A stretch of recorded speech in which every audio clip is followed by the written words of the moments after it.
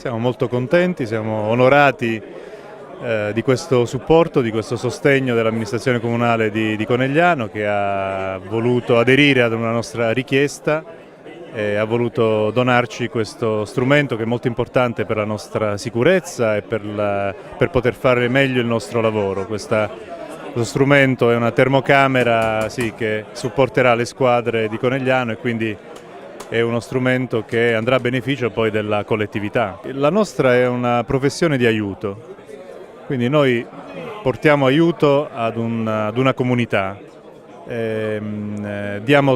cerchiamo di dare tanto alla comunità, ma riceviamo altrettanto dalla comunità. È un gioco di squadra che va a beneficio di tutti. Questa sera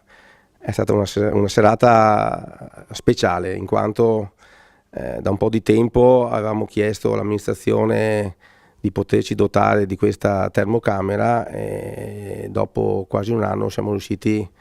ad avere questa attrezzatura, che è di fondamentale importanza, in quanto la termocamera ci è utile in moltissimi interventi.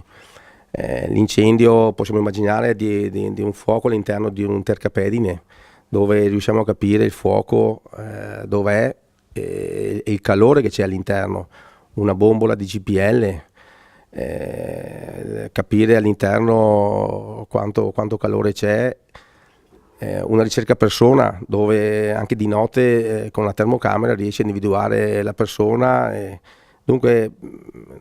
da questa sera Conegliano, il distretto di Conegliano, secondo me ha fatto un passo in avanti, anche perché